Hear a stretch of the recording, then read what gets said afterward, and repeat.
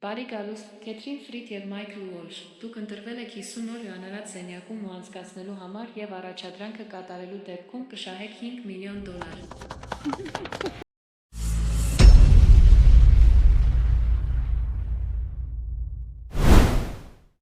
Մայքն ու Քեյթը մտնում են մի հսկայական, անթերի մաքուր սպիտակ սենյակ, մի տարածք, որն այնքան մաքուր ու դատարկ է, որ թվում է անբնական։ Այն պահին, երբ նրանք սեղմում են պատի վրայի կարմիր կոճակը, հանդարտ ռոբոտացված ձայնը լցնում է սենյակը, տեղեկացնելով նրանց, որ նրանք պաշտոնապես մտել են գիտափորձի մեջ։ Կանոնները պարզ են, բայց դաժան։ Եթե նրանց երկուսին հաջողվի մնալ այս մաքուր խցիկում 50 օր, նրանք կվաստակեն $5 միլիոն, բայց եթե նրանցից որևէ մեկը դուրս գա, մրցանակը կնվազի մինչև $1 միլիոն։ Կա նաև ավելի խիստ պայման։ Չկա արտաքին կապ, չկա ժամանց, ոչինչ, բացի միմյանցից և իրենց շրջապատող դատարկ պատերից։ Ձայնը նաև բացատրում է, որ նրանք կարող են լրացուցիչ իրեր խնդրել, բայց այն ամենը, ինչ նրանք կպատվիրեն, կպահվի մրցանակային գումարից։ Երբ հայտարարությունն ավարտվում է, Մայքն ու Քեյթը անմիջապես համոզում են իրենց, որ հենց նոր գտել են աշխարհում գումար աշխատելու ամենահեշտ ձևը։ Քեյթը նույնիսկ փորձը դիտարկում է որպես նոր սկիզբ իրենց հարաբերությունների համար։ Նա առաջարկում է մրցանակը հավասար կիսել, հետագայում բեջերից խուսափելու համար, հուսալով ամեն ինչ պատասխանատու կերպով ներդնել, բայց Մայքը չի ընդունում այդ գաղափարը։ Նա պատկերացնում է լողափեր, երեկույթներ և այլևս երբեք չաշխատելը։ Երբ նրանք ուսումնասիրում են տարածքը, հասկանում են, որ վայրը անարատ չի կոչվել պարզապես գրավիչ անվան համար։ Ամեն ինչ բառացիորեն կուրացնող սպիտակ է, ոչ մի զարդարանք, ոչ մի շեղող բան, պարզապես հասարակ մահճակալ, փոքրիկ նստարան և ստերիլ լոգարան, որից նրանք կարող են օգտվել միայն հերթով։ Դռան մոտ կարմիր կոճակն է սպասում նրանց, եթե կցանկանան հանձնվել։ Սենսորային վահանակը թույլ է տալիս նրանց իրեր պատվիրել, իսկ ելքից բարձր, հսկայական հետհաշվարկի ժամացույցը հետևում է յուրաքանչյուր մնացած վայրկյանին։ Նրանց սնունդը նույնիսկ իրական սնունդ չէ։ Պարզապես թանձր, անհամ սպիտակ թանձրուկ, որը նախատեսված է նրանց ամենօրյա սննդային կարիքները բավարարելու համար։ Լուսավորությունն ավտոմատ կերպով փոխվում է օրվա ընթացքում։ Պայծառ, առավոտյան, տաք, կեսօրին, մթնշաղ, գիշերը։ Եվ երբ գալիս է քնելու ժամանակը, հնչում է մեղմ զանգ, ազդարարելով, որ նրանցից սպասվում է քնել։ Սենսորային էկրանն ունի նույնիսկ ներկառուցված զարթուցիչ, Մայքը որոշում է այս ամենին վերաբերվել որպես ծույլ արձակուրդի և հրաժարվում է շուտ արթնանալ։ Քեյթը, հուսահատորեն կարգուկանոնի կարիք ունենալով, վաղ զարթուցիչ է դնում, իրեն հավասարակշռված պահելու համար։ Հենց առաջին գիշերը Մայքը փորձում է մտերմանալ, բայց Քեյթը մտահոգվում է, որ իրենց դիտում են։ Մայքը չի հանձնվում, և ի վերջո նրանք դա անում են լուռ, վերմակի տակ։ Հաջորդ առավոտ Քեյթը գնում է լոգարան, նայում իրեն հայելու մեջ և արտասանում իր ամենօրյա ինքնաներշնչանքները, իր միտքը զգոն պահելու համար։ Լողանալուց հետո երկուսն էլ նետում են իրենց կեղտոտ շորերը լվացքի անցքի մեջ և փոխարենը ստանում են պարզ, գունավոր կոդավորված պիժամաներ։ Իր միտքն ակտիվ պահելու համար Քեյթը փորձում է հասկանալ, թե ինչու է դոկտոր Յանը, փորձի առեղծվածային հեղինակը, նման բան նախագծել։ Մայքը բացատրում է, որ ժամանակին տեսել է փաստավավերագրական ֆիլմ Յանի նախորդ փորձերից մեկի մասին, որն իբր սարսափելի ավարտ է ունեցել մի սովորական ընտանիքի համար։ Ոչ ոք չգիտի, թե ինչու է բժիշկն անցկացնում այս փորձերը, միայն հայտնի է, որ նա չափազանց հարուստ է և տարված է նրանով, թե ինչպես են մարդիկ իրենց պահում ծայրահեղ պայմաններում։ Բայց ստերիլ սենյակի ներսում ձանձրույթը դառնում է նրանց առաջին իրական թշնամին։ Քեյթը մեդիտացիա է անում հանգստություն պահպանելու համար, մինչդեռ Մայքը ընկնում է երկար ու տարօրինակ մենախոսությունների մեջ պատահական հարցերի շուրջ, օրինակ, ինչու է ամբողջ սենյակը սպիտակ կամ որ ուղղությունն է ճիշտ ատամները լվանալիս։ Ամեն անգամ, երբ նա չափից շատ է սևեռվում հետհաշվարկի ժամացույցի վրա, Քեյթը հետ է բերում նրան, հիշեցնելով, որ նա կխելագարվի, եթե շարունակի նայել դրան։ Չնայած նրա ջանքերին, Մայքը դժվարությամբ է քնում, օրեցօր դառնալով ավելի անհանգիստ։ Քեյթը հավատարիմ է մնում իր առօրյային, ինքնաներշնչանքներ, մահճակալի հարդարում, կենտրոնացվածություն և փորձում է բարձրացնել նրա տրամադրությունը, երբ նա հուսահատվում է։ Քանի դեռ Քեյթը մեդիտացիա է անում, Մայքն իրեն ստիպում է ակտիվ մնալ, վազելով սենյակի շուրջը։ Ձանձրույթի դեմ պայքարելու համար Մայքն ու Քեյթը սկսում են հորինել հիմար խաղեր, ծափահարությունների մրցույթներ, Մարկո Պոլոյի ինքնաշեն տարբերակներ և նույնիսկ պարում են դատարկ սենյակի մեջտեղում, պարզապես իրենց կենդանի զգալու համար։ Ամեն անգամ, երբ նրանց պիժամաները կեղտոտվում են, նրանք նետում են դրանք լվացքի անցքի մեջ և նորից ստանում նույնատիպ հավաքածուն։ Օրերը միախառնվում են, մինչև նրանք չեն էլ նկատում, որ անցել է գրեթե 4 շաբաթ։ 27-րդ օրը վերջապես մի բան խախտում է միօրինակությունը։ Մայքը նկատում է մի փոքրիկ միջատ, որը սողում է սպիտակ հատակի վրայով։ Առաջին կենդանի արարածը, որին նրանք տեսել են ներս մտնելուց հետո։ Ոգևորված նա կծկվում է դրա կողքին, կարծես դա վաղեմի ընկեր լինի, խոսելով դրա հետ այնպես, կարծես այն ընտանի կենդանի է։ Բնազդաբար նա փորձում է կերակրել նրան իրենց կոկտեյլի մի կաթիլով։ Բայց հենց հեղուկը դիպչում է գետնին, մեխանիկական ձայնը զգուշացնում է նրանց։ Սնունդը նախատեսված է բացառապես մասնակիցների համար։ Մտահոգվելով, որ միջատը չի գոյատևի այդ ստերիլ խցիկում, Մայքը խնդրում է ինչ-որ կերպ այն դուրս թողնել արտաքին աշխարհ։ Քեյթը փորձում է բացատրել, որ ձայնը ինտերակտիվ չէ։ Այն միայն հրահանգներ է տալիս, և ելքի կոճակը սեղմելը պարզապես հարց տալու համար, անմիջապես կզրկի նրանց մասնակցությունից։ Անհամաձայնությունը վերածվում է կռվի։ Մայքը պնդում է, որ նույնիսկ փոքրիկ արարածն արժանի է կարեկցանքի։ Քեյթը կոպտում է նրան, անվանելով ամբարտավան, քանի որ նա իրեն բարոյապես առավել է համարում միայն այն պատճառով, որ նա բուսակեր է, իսկ ինքը ոչ։ Վեճը թեժանում է, մինչև Քեյթը նրան մեղադրում է բուսակեր լինելու մեջ միայն իր հարուստ հորը նյարդայնացնելու համար, մի մարդու, ով նրան տվել է ամեն ինչ։ Մինչ Մայքը ձևացնում է, թե ինքը չարչարված փողոցային նկարիչ է, ով իրականում տառապել է, Քեյթը բարկացած հեռանում է և իր զայրույթի մեջ պատահաբար տրորում է միջատին։ Դրա մարմինը ակնթարթորեն ճզմվում է, նա քարանում է, սարսափած, պնդելով, որ դա պատահականություն էր։ Բայց Մայքը չի կարողանում ստիպել իրեն հավատալ նրան։ Օրվա մնացած մասը նա նստում է անկյունում, մռայլված, հրաժարվելով խոսել։ Ի վերջո նա տեղի է տալիս, օրեր շարունակ բացարձակապես ոչինչ չանելը նրան ներքուստ ուտում է մտավոր և հուզական առումով։ Կանոնները թույլ են տալիս յուրաքանչյուր մասնակցի պատվիրել 2 իր, ուստի Մայքը պատվիրում է 1-ը, թեև դա նրանց վրա կնստի $100,000 մրցանակային ֆոնդից։ Քեյթը կտրուկ դեմ է լինում, բայց Մայքին նրա հավանությունը պետք չէ։ Իրը գալիս է, մի հատ կանաչ մատիտ, թվում է, ծիծաղելի է, բայց Մայքի համար դա թթվածնի պես մի բան է։ Վերջապես նա կարող է նորից նկարել, նա անմիջապես սկսում է էսքիզներ անել սպիտակ պատերի վրա։ Որոշ ժամանակ անց Քեյթը խնդրում է նկարել իրեն։ Մայքը համաձայնում է, բայց ասում է, որ իրական դիմանկար չի անի։ Նա դրանք անհոգի է համարում։ Քեյթը սա ընդունում է որպես վիրավորանք, ենթադրելով, որ նա խուսափում է ռեալիզմից, որովհետև չի ցանկանում պատկերել նրա թերությունները։ Նոր վեճ է բռնկվում, և նա հեռանում է։ Մայքը շարունակում է նկարել, մինչև մատիտը գրեթե վերջանում է, կանաչ հետքեր թողնելով լոգարանի սալիկների վրա և բծեր, սրբիչի վրա։ Քեյթը նորից բարկանում է, բայց ավելի ուշ ներողություն է խնդրում իր վարքի համար, մեկուսացումը նրան ավելի շատ է կոտրում, քան նա սպասում էր։ Վերջապես միայն 20 օր է մնացել, թեև առջևում սպասվող օրերը անվերջ են թվում։ Մի առավոտ Քեյթը մտնում է լոգարան և հատակին ատրճանակ է գտնում, նա անմիջապես կանչում է Մայքին։ Երկուսն էլ տատանվում են նույնիսկ դիպչել դրան, վստահ չլինելով այն լիցքավորված է թե ոչ և սարսափած, թե դա ինչ կարող է նշանակել։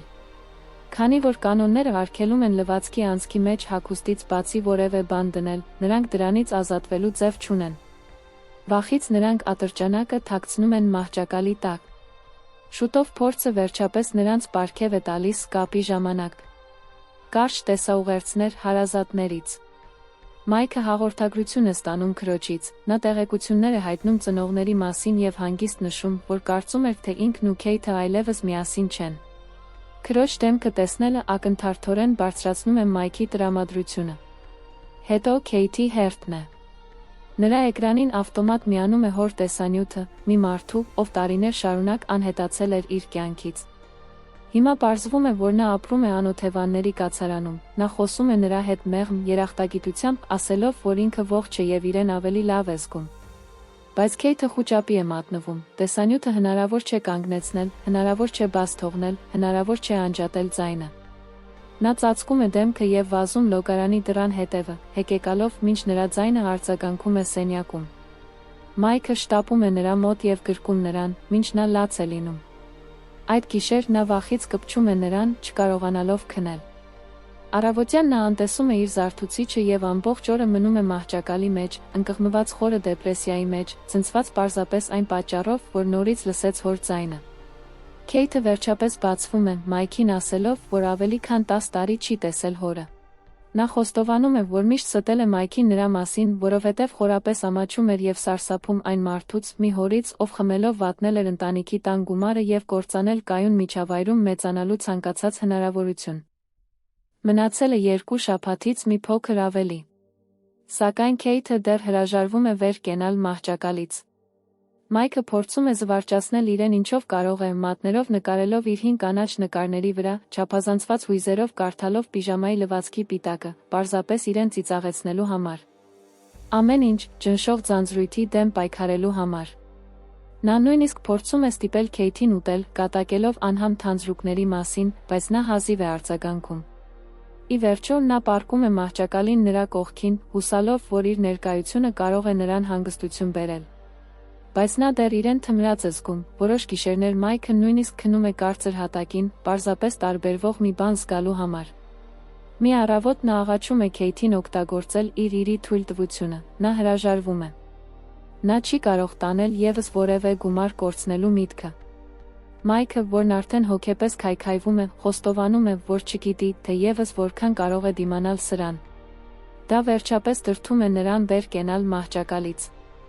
Լողանալուց առաջ նա Մայքին ասում է, որ նա կարող է պատվիրել իր երկրորդ իրը, եթե դա կօգնի նրան դիմանալ։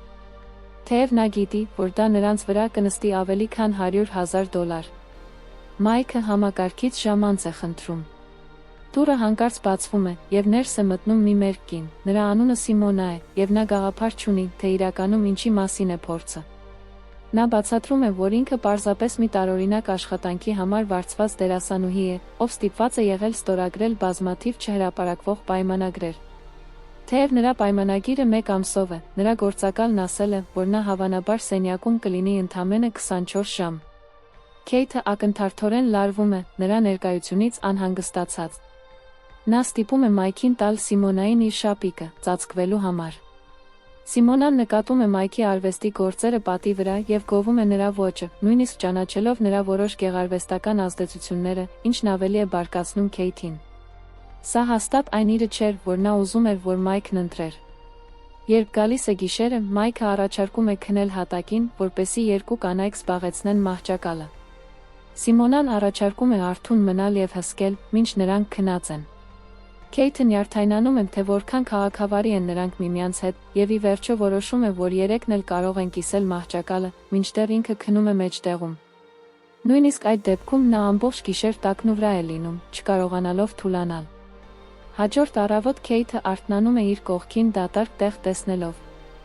Սիմոնան չի գնացել, նա ցնցուղի տակ է։ Վերջապես հոգնելով սեփական տագնապից, Քեյթը հակաստրեսային իր է պատվիրում։ Սարքը բերում է մի փոքրիկ տուփ, որը պարունակում է 3 հալյուցինոգեն դեղահաբ։ Քեյթը կուլ է տալիս մեկն առաջարկում է Սիմոնային, իսկ Մայքը երկար տատանումներից հետո դժկամությամբ համաձայնում է վերցնել վերջինը։ Շուտով 3-ն էլ վայրի պարում են սենյակում, անզուսպ ծիծաղելով, պտտվելով շրջաններով, կարծես պատերը վերջապես կենդանացել են։ Հալյուցինացիաները նրանց քաջություն են տալիս։ Նրանք կիսում են խառը խմբակային համբույրներ, կորցնելով իրենց պահի սյուրռեալիստական հոսքի մեջ, բայց հանկարծ հաճույքը փոխվում է։ Մայքը ընկնում է սարսափելի վատ վիճակի մեջ։ Նա տեսնում է առաստաղից կաթող արյուն, զգում է, թե ինչպես է ջուրը փակվում իր շուրջը, և պատկերացնում է իր կրտսեր եղբորը, որը սուզվում է մակերեսից ցած, խեղդվելով իր կողքին։ Կանայք բռնում են նրան, փորձելով վերադարձնել իրականություն, բայց նա խուճապի մեջ է, գոռալով, որ ուզում է դուրս գալ սենյակից, և մրմնջալով շայի ու խեղդվելու մասին։ Քեյթը նրան քարշ է տալիս մահճակալի մոտ, ամուր պահելով, մինչև տեղի ազդեցությունը վերջապես անցնում է, և նա քուն է մտնում։ Ավելի ուշ Սիմոնան կամաց հարցնում է Քեյթին, թե ինչ նկատի ուներ Մայքը։ Քեյթը բացատրում է ճշմարտությունը։ Մայքի փոքր եղբայրը Շան խեղդվել է իրենց ընտանեկան լողավազանում, մինչ Մայքը պետք է հետևեր նրան։ Ավելի վատն այն է, որ Մայքը այդ օրը թմրանյութի ազդեցության տակ է եղել։ Մի ափսոսանք, որը հետապնդում է նրան այդ օրվանից։ Ահա թե ինչու էր նա տատանվում դեղահաբն ընդունելիս։ Սիմոնան հետո մեղմորեն հարցնում է, թե ինչպես են Քեյթն ու Մայքն առաջին անգամ հանդիպել։ Քեյթը տխուր շփտում է, հիշելով մի անձրևոտ կեսօր, երբ ինքը անձրևանոց չուներ։ Մայքը մոտեցել է նրան, ձեռքերը բարձրացրել օդում և առաջարկել բռնել անձրևի յուրաքանչյուր կաթիլը, որպեսզի նա չթրջվի։ Այն ժամանակ նա նման էր արևի լույսի։ Երբ Մայքը արթնանում է, նա անկեղծ պահ է ունենում Սիմոնայի հետ։ Սիմոնան ասում է նրան, որ կորցրել է մորը, երբ փոքր էր։ Երկուսն էլ մտերմանում են իրենց ընդհանուր վշտի շուրջ։ Սիմոնան բռնում է նրա ձեռքը, նրան սփոփելու համար, և երբ Քեյթը դա նկատում է, անմիջապես սխալ է ընկալում դա։ Նրա խանդը պայթում է։ Սիմոնան հակադարձում է, մեղադրելով Քեյթին անապահով լինելու և իր վախերը պրոյեկտելու մեջ։ Թեժ վեճ է բռնկվում, մինչև Մայքը վերջապես գոռում է, որ երկուսն էլ դադարեցնեն և հեռանան միմյանցից։ Քեյթը փորձում է ներողություն խնդրել, ընդունելով, որ հավանաբար սխալ է պատկերացրել ամեն ինչ, բայց Սիմոնան քմծիծաղ է տալիս և ավելի է թեժացնում կրակը, կատակելով, թե գուցե նա այնքան էլ չէր սխալվում։ Հաջորդ առավոտ Մայքն իրեն վատ և ուժասպառ է զգում, բայց Քեյթը շեղված է, անցուդարձ անելով իր մտքերի մեջ։ Սիմոնան գնացել է, բայց նա պատին կանաչ մատիտով գրված հաղորդագրություն է թողել, շնորհակալություն հայտնելով Մայքին իրենց կիսած վայրի գիշերվա համար։ Քեյթը կորցնում է ինքնատիրապետումը, նա հրաժարվում է լսել, երբ Մայքը փորձում է բացատրել, որ ոչինչ չի եղել։ Նա պնդում է, որ դա պարզապես սենյակի հերթական մանիպուլյացիան է, ինչպես ատրճանակը, այս վայրը նախագծված է նրանց մտավոր կերպով խոշտանգելու համար։ Զայրացած Քեյթը հրում է Մայքին, նա ընկնում է և հարվածում գլուխը։ Արյունը կաթում է մազերի արանքից։ Նա հետ է քաշվում, վիրավորված ոչ միայն ֆիզիկապես, այլև հուզականորեն։ Նա հիշեցնում է նրան, որ երբեք չի դավաճանել նրան։ Նույնիսկ երբ նա տեղափոխվեց Նյու Յորք, ոչ այն ժամանակ, երբ ինքը խզեց կապերը իր հարուստ ընկերների հետ, պարզապես Քեյթին հարմարավետ զգալ տալու համար։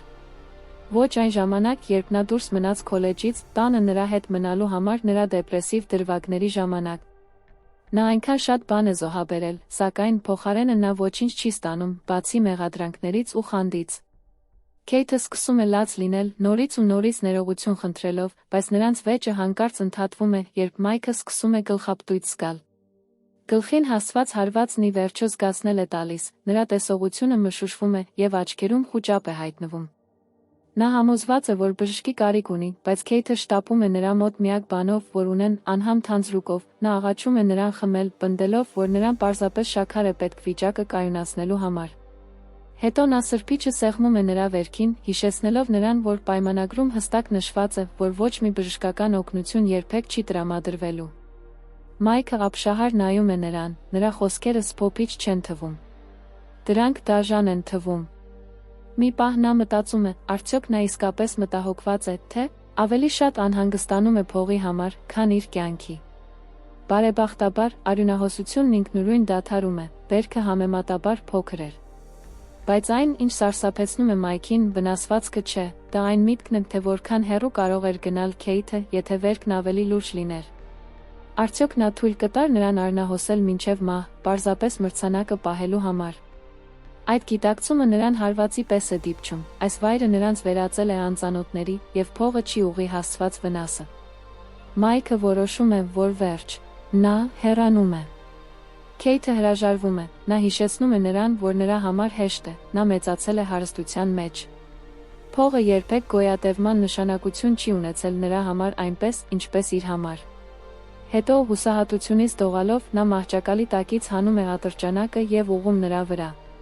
Նրա ձեռքերը սաստիկ դողում են, բայց ամեն ինչ կորցնելու վախն ավելի ուժեղ է, քան նրա բանականությունը։ Մայքը չի ընկրկում, նա անտեսում է ատրճանակը և սեղմում կարմիր կոճակը։ Քեյթը կրակում է դեպի վեր, գոռալով, բայց արդեն ուշ է։